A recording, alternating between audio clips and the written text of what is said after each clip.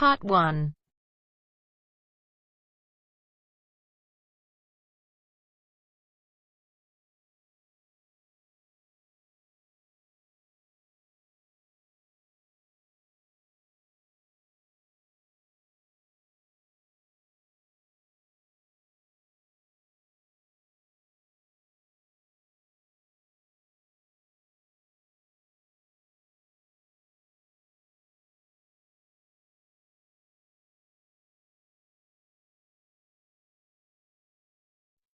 You will hear a conversation between two students talking about job hunting.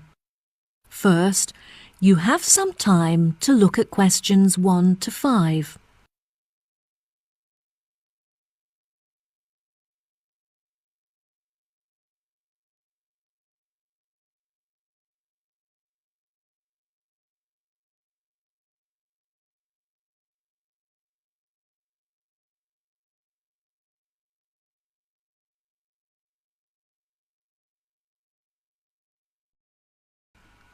Now we shall begin. You should answer the questions as you listen, because you will not hear the recording a second time. Listen carefully and answer questions 1 to 5. Oh, hi, Anna. How's it going? I haven't seen you since graduation. Hi, Bradley. Things are great. I've been traveling around Europe for the last month, but now that I'm back, I really need to find a job so I can start renting my own place. Yeah, me too. My mum's driving me crazy. I've got an interview on Thursday at a company called Power. I'm pretty nervous. Don't worry. I'm sure you'll do great. Do you know what the job involves? Well, the company has many sections, like sourcing materials and taking care of waste management. But I'm interviewing for a job in the warehouse section. Wow, I bet that will be really interesting. You should apply too. They still have a couple of jobs left. I found the job I'm interviewing for on their website. The reference is SW35FT. Thanks, Bradley. That's really nice of you. I'll apply later today. Is there a contact I could ask for? The manager is Susan Thatcher, but you should contact her personal assistant. Her name is Jane Hitcher. How do you spell the surname for me, please? Yes, it's Hitcher. Okay, great. I actually found a job listing for a place at Cotton, but the work hours don't suit me. You should look into it. Ah, that's the grocery company, right? I heard that the jobs in their distribution office are really well paid. The advertisement I saw was looking for people to work in the supermarket office, but the pay still looked very good. Was there a description of the job? The company is looking to increase their production of cakes and pastries, so you would be working as a cook in the bakery. After a month, they evaluate your performance, and there's potentially an opportunity for promotion to a management position. That sounds like a great opportunity. I'll definitely look into it. Do you have the reference number? I'll write it down in my notebook. Sure. I also have the reference for a job at the art museum. I'll give you the reference for that first. It's SGH667. Great. That's really near my house. And what's the reference number for the bakery job at Cotton? The reference is ARW204. I'll send them my application this afternoon. Who's the contact? The name on the advert was Melanie, but it specifically said not to contact her in person. You should use the office as your contact, so just post your application there directly. Before you hear the rest of the conversation, you have some time to look at questions 6 to 10.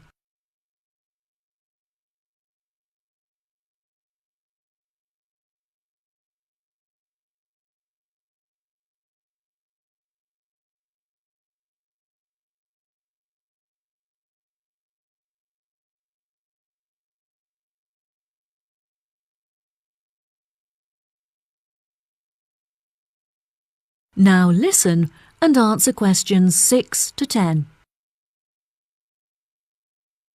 You seem to have found way more job listings than I have. Where are you finding them all? At first, I was keeping an eye out for listings on the internet, but all of the jobs listed there were in the city. I found that the best place to find local jobs was in magazine adverts. Adverts? You know, the section at the back of Job Plus magazine? Where can I buy that? You don't buy it. It's a free magazine.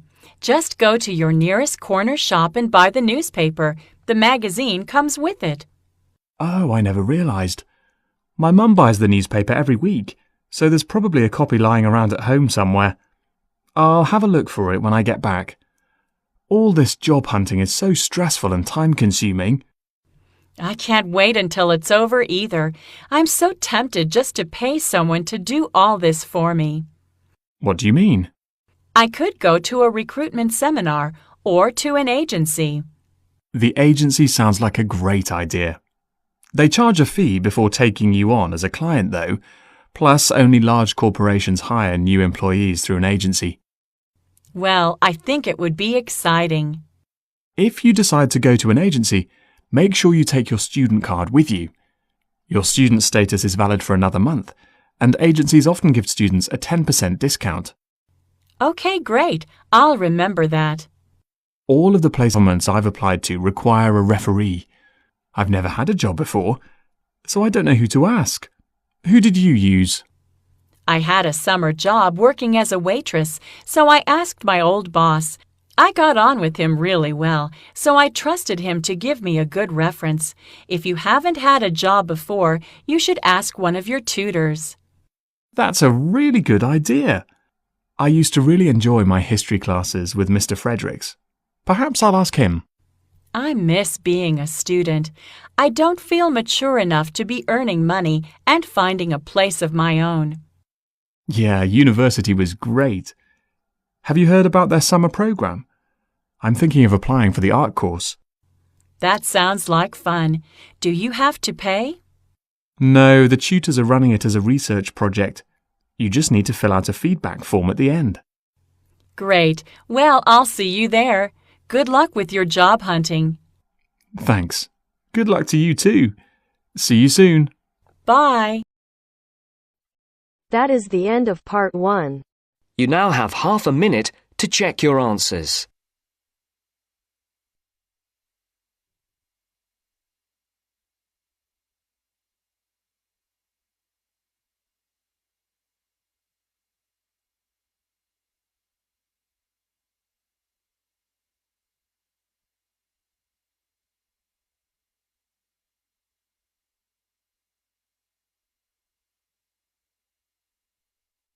Now turns to part 2. Part 2. You will hear part of a talk given by a director of a museum. First, you'll have some time to look at questions 11 to 15.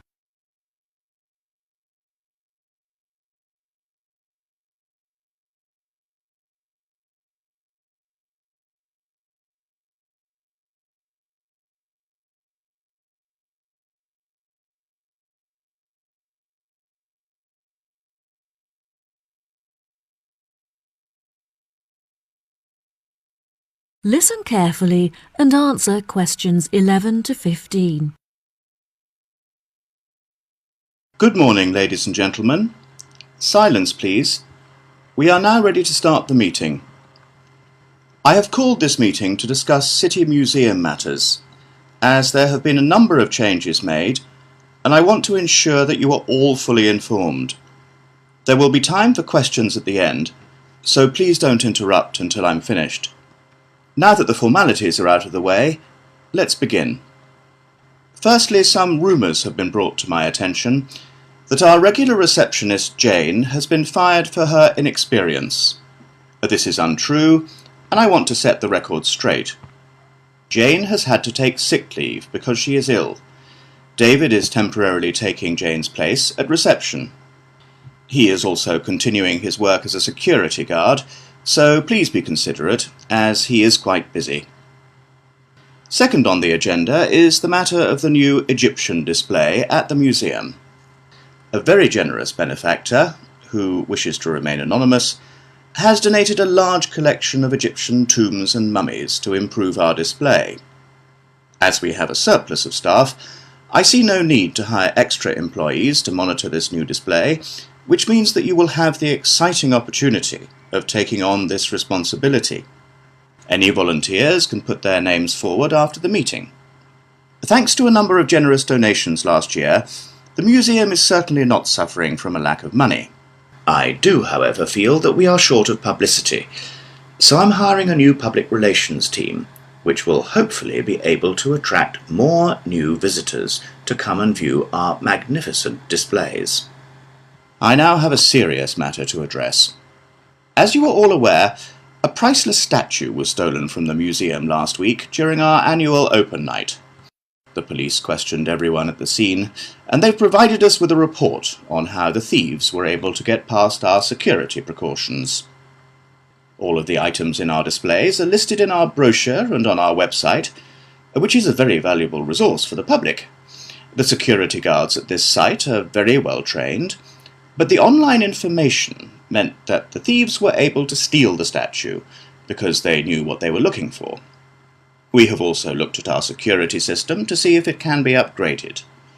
However, we have been told that it will not be outdated for another 5 years. It has been suggested by the police that we hire more guards. However, I do not believe this would be the right approach.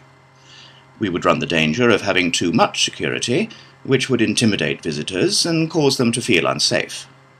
Instead, I feel that we should buy some new closed-circuit television cameras so that we can monitor every part of the gallery without disturbing our visitors. Another benefit of this system is that there is no need to buy any more computers to display the camera feed, as we already have some spares in our store. Now let's move on to other matters. We have expanded our supply of books at the library and are therefore looking to hire a new member of staff. This job role does not carry many responsibilities, but our new librarian should have worked in a library. In other words, they should be experienced. We welcome young applicants who are interested in becoming highly trained in the art of book preservation. Before you hear the rest of the talk, you have some time to look at questions 16 to 20.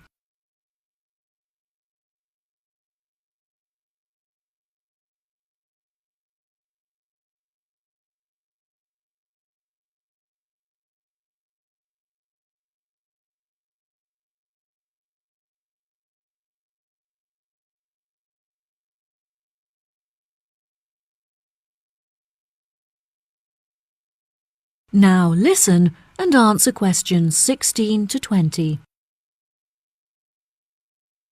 As the final matter for today's meeting, I am delighted to show you the plans for our proposed new extension to the reception area. Please turn your attention to the plan in front of you. If you enter through the entrance doors and go around the sharp corner, you will find on your left the new box office.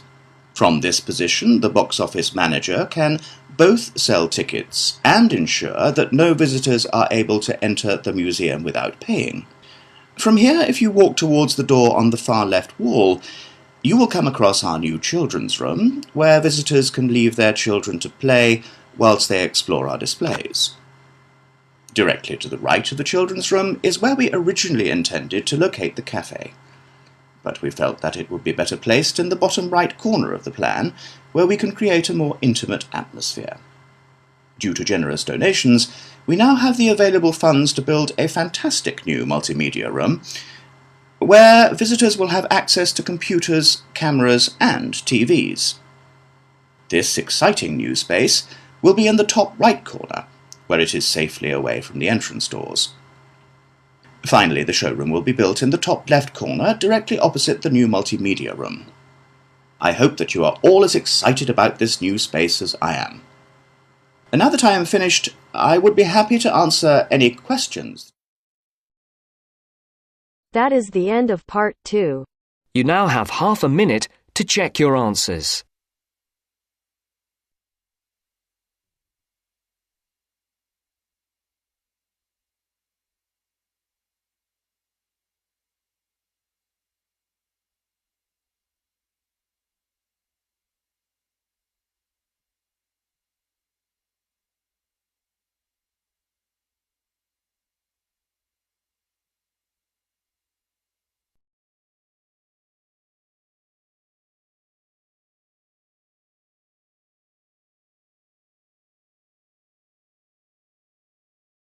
Now turns to part 3. Part 3. You will hear two students called Tom and Bella attending the third meeting of the after-school club. They are talking with their professor about the furniture company. First, you have some time to look at questions 21 to 26.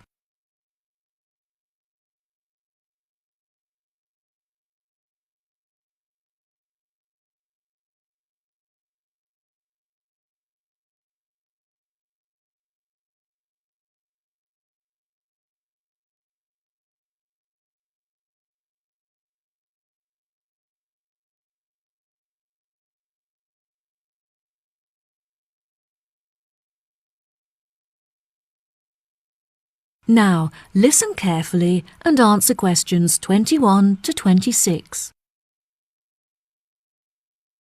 Before we start, Tom and Bella, thanks for coming in today to talk about the key case studies that will help you to understand your classwork better. Now, I hope you've read the notes I gave you last week on the furniture company Willows, as this will be the focus of our discussion today. Let's begin. Who can tell me what the current focus of the company's business is? The company used to be very large, with many retail outlets across the country. However, since the recession, there have been fewer people spending money on furniture, and so the company was forced to close all of its outlets, and now only operates online. Well done, Tom. Bella, can you add anything? Willows used to produce a very large number of products, such as tables, chairs, and light fittings. However, through market research, they realized that most of their profit was made from the sale of bookcases, so they now specialize in this one product. Very good. Does anyone know how our department began its contact with Willows? Did you contact the company, Professor? No, Tom, it wasn't through me. Our headmaster saw an article that the manager had written in the newspaper and became very interested in the company. He contacted Willows and arranged for a student to work there full-time during the summer. Yes, exactly. Does anyone know what the student thought of their time working at Willows? Yes, he is a friend of ours. He worked as a member of the design team, creating technical drawings of the furniture using a computer. There was a special software that he used, which he said had a bad interface and was very difficult to predict. However, it was very efficient and helpful for quickly drawing up furniture designs. How interesting. Yes, it was. We both visited him whilst he was working there, and he showed us around. Unfortunately, visitors were not allowed to access the IT department, but it was great to chat with his colleagues. Did you meet his manager? His manager is a very busy man, so he didn't have time to meet with us. However, we were allowed to inspect the accounts, which really helped us to understand the effects of the software on the company. Well, what an exciting experience. Now, before I forget, next week I'll be conducting face-to-face interviews with each of you to prepare for job interviews. Can we do it as a group? I'm afraid not, Bella. I want to give each of you my undivided attention, and there will be too much disturbance if I interview you all together. Plus, it will be more realistic if I interview you alone. Have you finished writing the feedback on our exam results, Professor? Yes, I have, Tom, and I must say that I was not disappointed. I am glad to say that your performance has dramatically increased since you began attending this after-school club, and you have both scored above the average. If you continue to work hard, your results should soon improve significantly. Before you hear the rest of the conversation, you have some time to look at questions 27 to 30.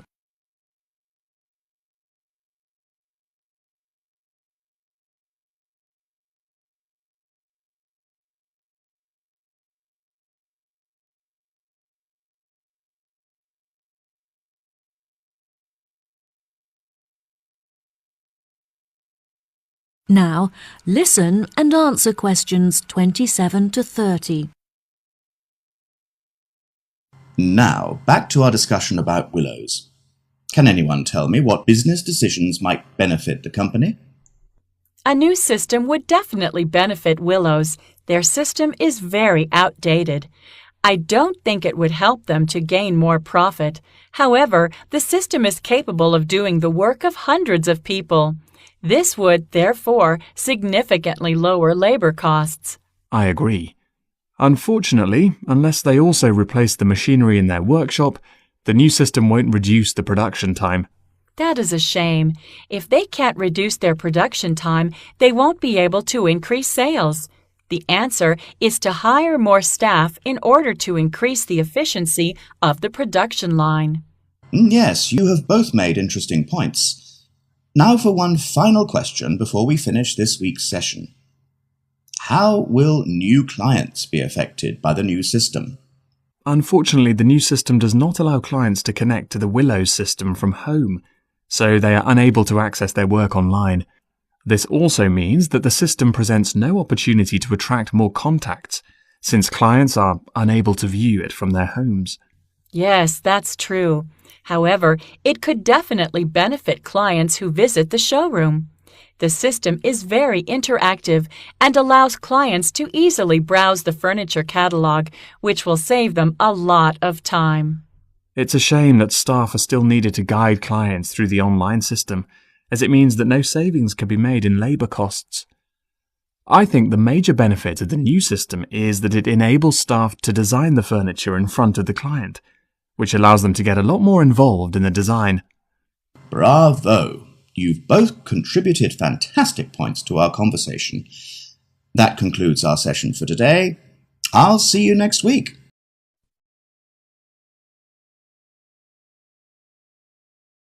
That is the end of part 3.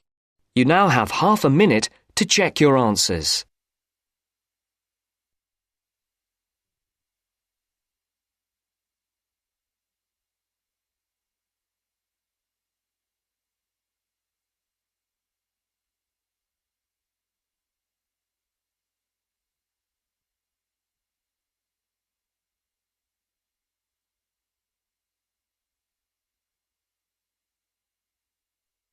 Now turns to part 4.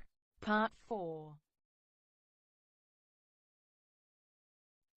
You will hear a talk on a survey on improving the local hospital service. First, you have some time to look at questions 31 to 40.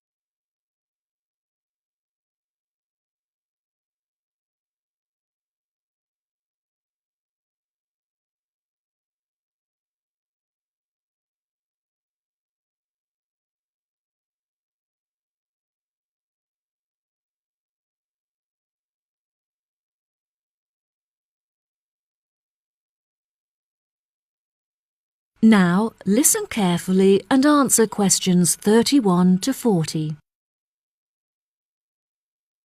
Good morning. Today, I'd like to discuss the results of our patient survey. We have reviewed the data collected in order to measure the strengths and weaknesses of our hospital and to determine potential future plans for improvement.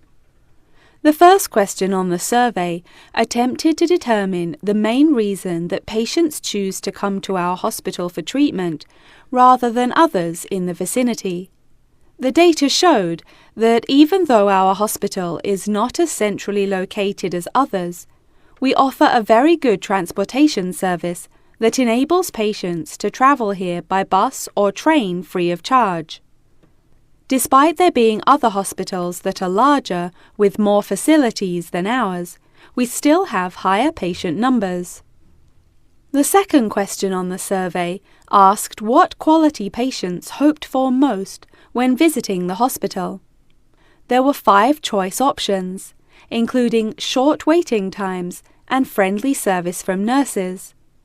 However, the data collected showed that most patients hoped that the hospital is clean when they visit it. It seemed that patients were not concerned with the clarity of signs and notices in the hospital, as this option got the smallest number of votes. They were, however, very keen to be given prior information by the staff about hospital treatments. Using the data collected from our survey, we have developed a list of actions that will be adopted within the next year. A main focus of these improvements is our website, which is currently very outdated. We will not only update our in-hospital service for the use of the medical staff, but also our main service so that local residents can also benefit from it. We hope that this new service will attract a large number of new patients. It is clear from the feedback that many members of staff are unhelpful towards patients and inefficient when carrying out their tasks. We feel that some incentive is needed to boost motivation to perform better, and so we are implementing a system whereby staff will be awarded an extra bonus for their success. The member of staff who has received the most bonuses at the end of the year will be announced as Staff Member of the Year. We will continue to monitor progress on this issue through patient feedback forms, so that the opinions of our visitors will constantly be taken into consideration. Another issue that the survey has brought to light is the long delays experienced by visitors awaiting treatment, with some visitors reporting waiting times of up to 5 hours. This is unacceptable. We need to improve the effectiveness of communication between patients, doctors, and staff, so we have decided to implement a ticketing system. This means that patients are seen on a first-come, first-served basis, and will never have to wait more than 2 hours to be seen by a doctor. The final topic that I want to cover in the lecture is the recommendations that we have put forward for future improvements to the hospital. Firstly, we intend to be the first hospital in the country to build a new unit for those suffering from sleep disturbance, which is a relatively common illness affecting up to 6% of the population. Whilst we are a hospital primarily treating patients with illnesses and injuries, we cannot ignore the significant income that those in need of plastic surgery could bring to the hospital. We will, therefore, also be proposing a new ward to give patients access to this increasingly popular treatment. After much discussion about the quality and suitability of our equipment, we have decided that it is advanced enough to cope with the treatments that we offer, and that our spending should be directed to other areas where it will have a more significant impact. We feel that more effective planning is needed to improve the efficiency of the forms of communication that patients have with us. Therefore, patients who have received treatment will receive an email link to a survey that they can fill out online. This will eradicate meaningless paperwork and will also enable us to digitally monitor the data collected. Now, if anyone has any questions? That is the end of part 4. You now have half a minute to check your answers.